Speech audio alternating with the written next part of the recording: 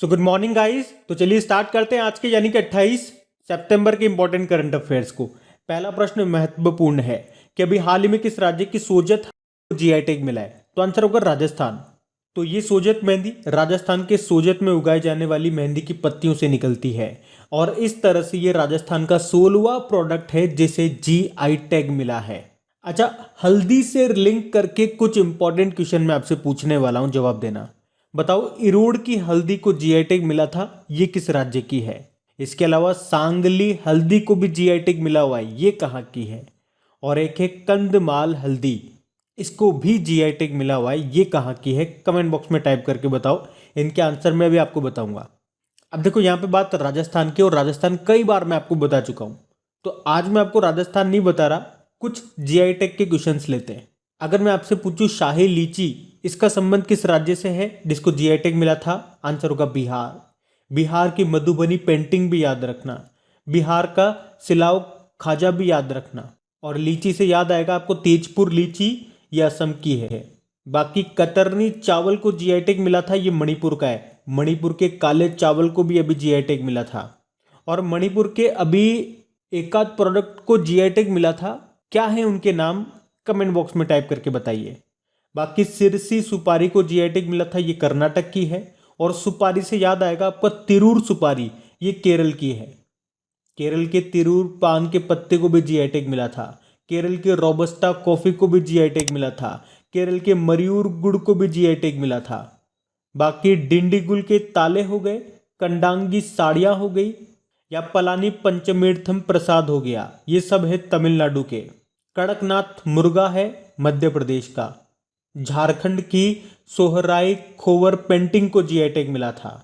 अब मैंने 3 प्रश्न आपसे पूछे थे। इरोड़ की हल्दी ये तमिलनाडु की है, सांगली हल्दी ये महाराष्ट्र की है, और कंदमाल की हल्दी ये उड़ीसा की है जिनको जीआई टैग मिला था। और अभी हम पढ़ रहे हैं सोजत मेहंदी, ये राजस्थान की है जिसको मिला जीआई टैग। याद रखना, ये बढ़ते हैं आगे। फिर बताइए, अभी हाल ही में विश्व पर्यटन दिवस कब मनाया गया। तो आंसर होगा 27 सितंबर को। तो हर साल 27 सितंबर को वर्ल्ड टूरिज्म डे के रूप में मनाया जाता है, और इसे मनाने का उद्देश्य क्या है, अंतरराष्ट्रीय समुदाय के भीतर पर्यटन की भूमिका के बारे में जागरूकता बढ़ाना। और इस बार की थीम क्या है, टूरिज्म फॉर इंक्लूसिव ग्रोथ, समावेशी विकास के लिए पर्यटन। और वर्ल्ड टूरिज्म ऑर्गेनाइजेशन का हेडक्वार्टर कहाँ पर है, मैड्रिड स्पेन में है। इसकी स्थापना होती है 1974 में। एक नेशनल टूरिज्म डे भी होता है, वो हम मनाते हैं 25 जनवरी को। और बताओ, 25 जनवरी को एक और डे मनाया जाता है, कौन सा वाला। बढ़ते हैं आगे। और हाँ गाइस, देखिए, इंडिया के टॉप बैंक एडुकेटर्स एक बार फिर अनअकैडमी पर आपके लिए ला रहे हैं ढेर सारी फ्री क्लासेस। तो अनअकैडमी की हर क्लास कंडक्ट की जाती है आपके बैंक की हर परीक्षा की तैयारी को और भी ज्यादा मजबूत करने के लिए।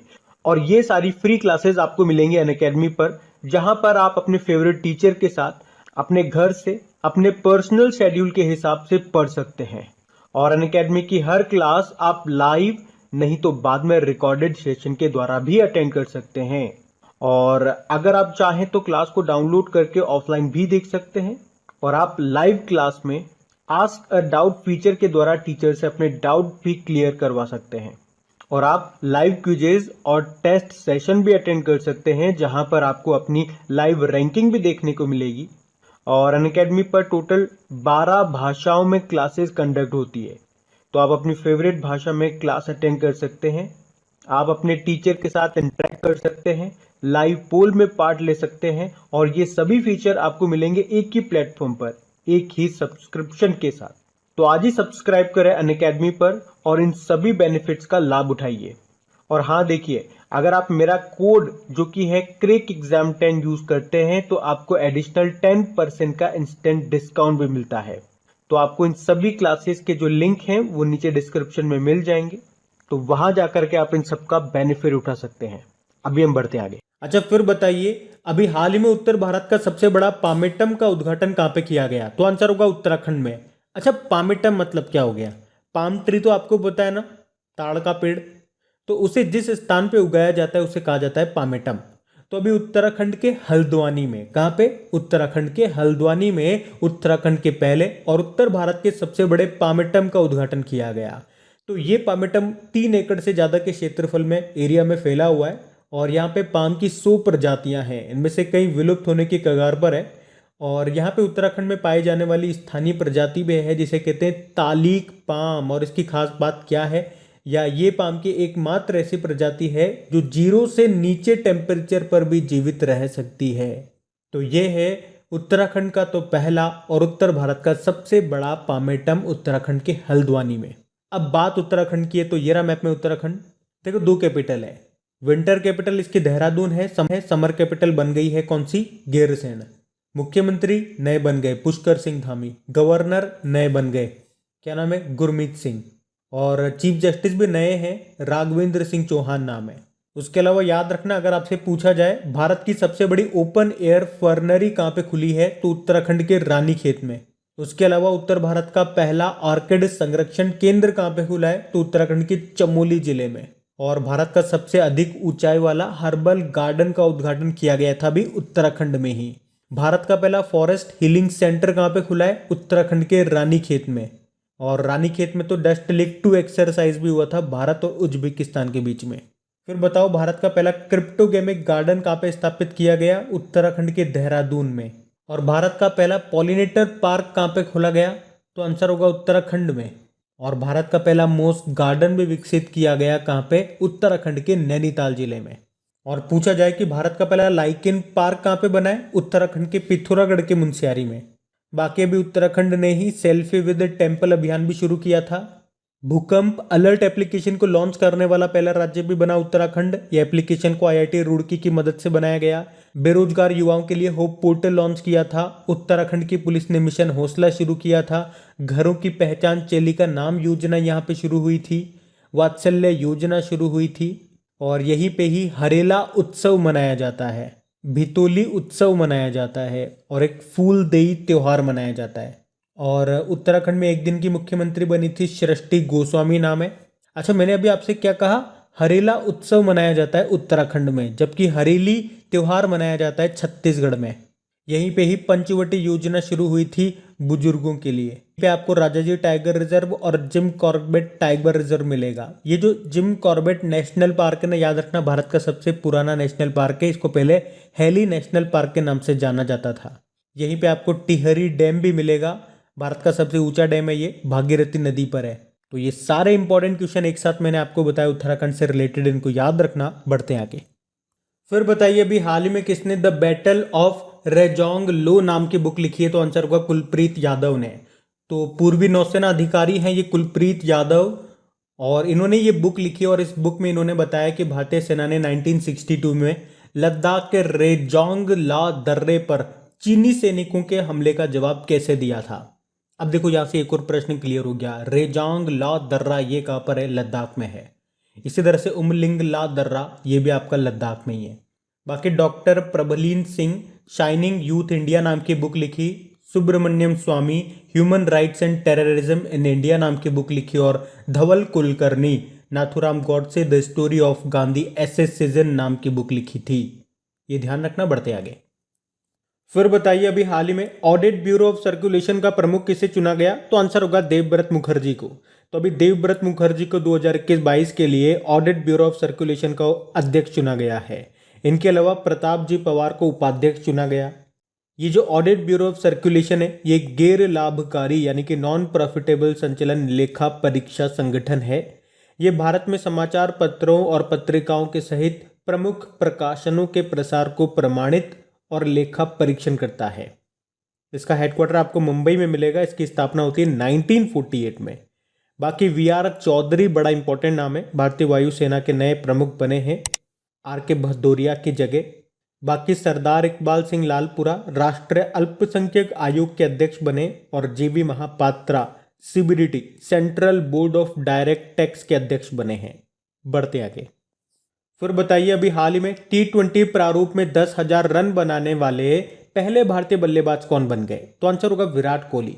तो विराट कोहली T20 फॉर्मेट में 10,000 रन का आंकड़ा पार करने वाले देश के पहले बल्लेबाज बन गए हैं। अभी उन्होंने IPL 2021 जो चल रहे हैं आपके यूनाइटेड अरब अमीरात में, उसमें मुंबई इंडियंस के खिलाफ रॉयल चैलेंजर्स बेंगलुरु के लिए बल्लेबाजी करते हुए ये खिताब हासिल किया। और इस तरह से ये T20 में 10,000 रन बनाने वाले देश के तो पहले लेकिन विश्व के 5वें बल्लेबाज बन गए हैं। कौन? विराट कोहली। चलो एक प्रश्न का जवाब दो। अभी आईपीएल के इतिहास में किसी भी एक टीम के लिए 200 मैच खेलने वाले पहले क्रिकेटर कौन बने थे? तो आंसर होगा विराट कोहली। और एक और प्रश्न का जवाब दो। आईपीएल के इतिहास में ही एक टीम के खिलाफ 1000 रन बनाने वाले पहले क्रिकेटर कौन बने? तो आंसर होगा रोहित शर्मा।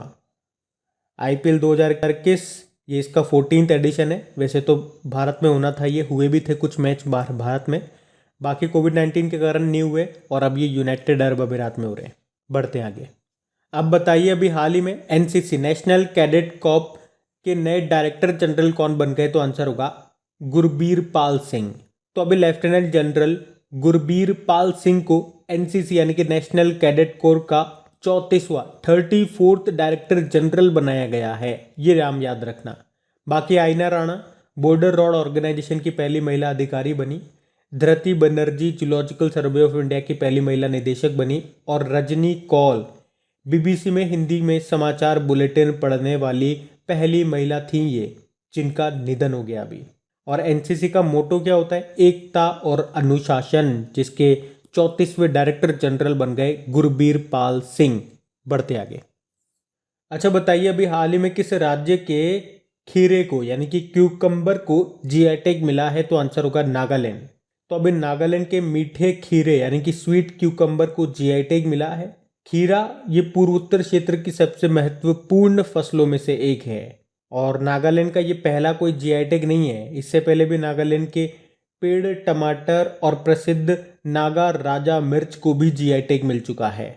अब बात नागालैंड की है तो ये रहा मैप में नागालैंड। देखो इसकी कैपिटल कोहिमा है, मुख्यमंत्री नेफ्यू रियो हैं और गवर्नर अभी नए बने थे। यहाँ के पहले गवर्नर कौन थे? आर.एन. रवि, जो तमिलनाडु में चले गए। और जो असम के गवर्नर है जगदीश मुखी, उन्हें नागालैंड का अतिरिक्त प्रभार एडिशनल चार्ज दिया गया। देखो नागालैंड से अभी आपको याद होगा कि अभी नागालैंड ने वन धन योजना के तहत 7 राष्ट्रीय पुरस्कार जीते थे। और नागालैंड ने बताइए किस वर्ष तक 100% साक्षरता का लक्ष्य रखा है? 2030 तक। चलो बताओ अभी किस राज्य में भारत का 61वां सॉफ्टवेयर प्रौद्योगिकी पार्क केंद्र खुला है? तो आंसर होगा नागालैंड में। और एक नुक्लू फॉर्म का नाम याद रखना, ये नागालैंड के हैं। व्हीटली अवार्ड 2021 इनको मिला था, जिसे ग्रीन ऑस्कर भी कहा जाता है, अमूर फॉल्कन के संरक्षण के लिए। बढ़ते आगे। अच्छा बताइए, अभी हाल ही में किस राज्य सरकार ने समर्पण पोर्टल को शुरू किया? तो आंसर होगा हरियाणा ने। तो अभी हरियाणा के जो मुख्यमंत्री मनोहर लाल खट्टर, उन्होंने पंडित दीनदयाल उपाध्याय जी की जयंती पर समर्पण पोर्टल को लॉन्च किया है। तो ये पोर्टल ऐसे स्वयंसेवकों के लिए है जो समाज के लिए कुछ करना चाहते हैं। जैसे कि यदि कोई बच्चों की मदद करना चाहता है तो वो उन्हें पढ़ा सकता है, खेल या कौशल प्रशिक्षण दे सकता है, या महिलाओं के कल्याण के लिए काम करना चाहता है तो वो कर सकता है।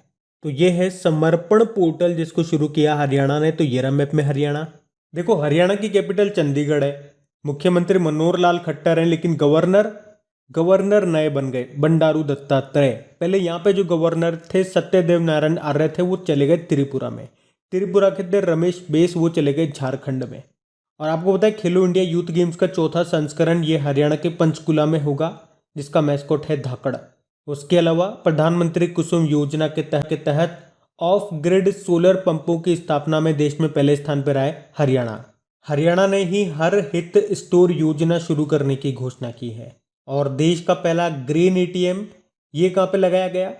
गुरुग्राम हरियाणा में। यहीं पे आपको इंटरनेशनल सोलर अलायंस का हेडक्वार्टर भी मिलेगा। हरियाणा ने ही जन सहायक आपका सहायक एप्लीकेशन को लॉन्च किया था। और यहीं पे प्राणवायु देवता पेंशन योजना शुरू की गई थी। यहीं पे संजीवनी परियोजना शुरू हुई थी। बताओ ऑक्सीजन ऑन व्हील्स पहल शुरू की गई थी कहाँ से? हरियाणा के करनाल में। और बताओ ऑक्सीजन ऑन व्हील्स पहल शुरू की थी हरियाणा के करनाल में। करनाल में आपको नेशनल डेयरी रिसर्च इंस्टीट्यूट मिलेगा। और बाल गृह में आने वाले बच्चों के लिए हरिहर योजना यहाँ पे शुरू हुई थी। देश की पहली एयर टैक्सी सेवा शुरू हुई थी हिसार और चंडीगढ़ के बीच में। और चंडीगढ़ में ही देश का सबसे ऊंचाई पर एयर प्यूरिफायर स्थापित किया गया। यहीं पे आपको कालेसर नेशनल पार्क मिलेगा और सुल्तानपुर नेशनल पार्क मिलेगा। और अभी हरियाणा में एक एयरपोर्ट का नाम महाराजा अग्रसेन के नाम पर रखने की घोषणा की गई थी। ये भी याद रखना। बढ़ते आगे। फिर बताइए, अभी हाल ही में एशिया मनी के द्वारा किसे most outstanding company in India चुना गया? तो आंसर होगा एचडीएफसी बैंक को। तो अभी एशिया मनी 2021 पोल के अनुसार HDFC बैंक को भारत में लिस्टेड कंपनियों में सबसे ज़्यादा वोट मिले हैं, जिसके कारण बैंक को भारत में समग्र रूप से सबसे उत्कृष्ट कंपनी से सम्मानित किया गया है। बाकी DBS bank UK based euro money ने DBS बैंक को वर्ल्ड्स बेस्ट बैंक 2021 से सम्मानित किया था।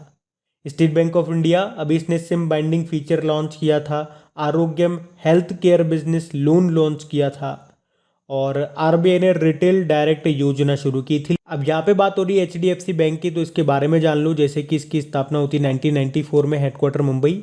MD CEO इसके शशिधर जगदीशन है। इसकी टैगलाइन होती है वी अंडरस्टैंड योर वर्ल्ड। उसके अलावा भी HDFC बैंक ने ही दुकानदार ओवरड्राफ्ट योजना शुरू की थी। HDFC बैंक ने ही डॉक्टरों को श्रद्धांजलि देने के लिए सलाम दिल से पहल शुरू की थी। HDFC बैंक ने ही स्मार्टअप उन्नति पहल शुरू की थी और HDFC बैंक ने ही green and sustainable deposit scheme शुरू की थी। ये एक तरह की फिक्स्ड डिपॉजिट स्कीम है, तो ये ध्यान रखना। बढ़ते आगे। फिर बताइए, अभी हाल ही में पूरी तरह से सौर ऊर्जा यानी कि सोलर एनर्जी से संचालित ऑपरेट होने वाला पहला स्टेशन कौन सा बन गया? तो आंसर होगा चेन्नई सेंट्रल स्टेशन।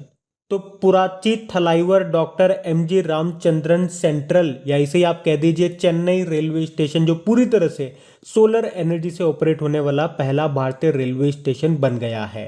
मतलब पूरी तरह से जो भी इसकी लाइटें वगैरह है ये अब सोलर एनर्जी से ही चलेंगी। ये साउथ सेंट्रल रेलवे जोन के अंतर्गत आता है। देखो, गांधीनगर रेलवे स्टेशन न्यूज़ में था क्योंकि इस रेलवे स्टेशन के ऊपर 5 स्टार होटल बनाया गया था। उसके अलावा हबीबगंज रेलवे स्टेशन, ये कहाँ पर है? मध्य प्रदेश में। और मध्य प्रदेश का ये पहला स्वचालित रेलवे कोच वॉशिंग प्लांट। और अगर आपसे पूछा जाए मध्य प्रदेश का पहला स्वचालित रेलवे कोच वॉशिंग प्लांट ये कहाँ पे स्थापित किया गया? हबीबगंज रेलवे स्टेशन में। नौगढ़ रेलवे स्टेशन का तो नाम बदल दिया गया, सिद्धार्थ नगर कर दिया गया। वैसे हमारे रेल मंत्री कौन है? अश्विनी वैष्णव है। स्वतंत्र भारत के पहले रेल मंत्री कौन थे? जॉन मथाई थे। वर्तमान में रेलवे बोर्ड के नए चेयरमैन और नए CEO कौन बने थे? सुनीत शर्मा बने थे। अभी भारतीय रेलवे ने ही रेल कौशल विकास योजना भी शुरू की थी। बढ़ते आगे। अच्छा बताइए, अभी हाल ही में विश्व नदी दिवस कब मनाया गया? तो आंसर होगा 26 सितंबर को। अब इसे हर साल 26 सितंबर को नहीं मनाते हैं। एक्चुअली में सितंबर के आखिरी रविवार को ये वर्ल्ड रिवर डे के रूप में मनाया जाता है। मनाने का उद्देश्य क्या है? लोगों को नदियों के बारे में जागरूक करना, उनके संरक्षण के लिए प्रेरित करना। थीम क्या रही? वाटरवेज इन आवर कम्युनिटीज, हमारे समुदायों में जलमार्ग। और 26 सितंबर को अंतर्राष्ट्रीय परमाणु हथियार उन्मूलन दिवस, day for the total elimination of nuclear weapon के रूप में भी मनाया गया। तो बात करेंगे कल के वीडियो में पूछे गए प्रश्न के उत्तर की। तो कल के वीडियो में आपसे पूछा था, अभी केंद्र सरकार ने शिक्षण संस्थानों का पेटेंट शुल्क कितने प्रतिशत तक घटा दिया? तो आंसर होगा 80%। आप सभी ने प्रश्न का बिल्कुल सही उत्तर दिया है। और गाइस, वीडियो के बिल्कुल लास्ट में आप लोगों से एक बार रिक्वेस्ट कर रहा हूं, अगर सेशन अच्छा लगा है तो इसे लाइक करके अपने दोस्तों के साथ में, मतलब जो भी आपका स्टडी ग्रुप हो गया ना, वहाँ पे प्लीज़ एक बार इसे शेयर ज़रूर किया कीजिए। और अगर आप में से कोई इस वीडियो को वेरी फर्स्ट टाइम देख रहा है तो आपको बता दूँ कि इनके साथ साथ आप लोगों का रिवीजन करवाने के लिए डेली करंट अफेयर्स का ऑडियो भी मैं तैयार कर रहा हूँ। उस ऑडियो को आप ज़रूर सुना करें। उस ऑडियो का लिंक आपको नीचे डिस्क्रिप्शन में मिल जाएगा। ऑडियो रिवीजन करके जैसे उस लिंक पे आप क्लिक करेंगे मेरी ऑडियो प्रोफाइल खुल जाएगी। वहाँ पे फॉलो का ऑप्शन आएगा, उसे क्लिक करके पास में बेल आइकन को प्रेस कर लेना, ताकि जब भी इस तरह के ऑडियोज अपलोड हो उनका नोटिफिकेशन आपको मिल सके। Thank you guys.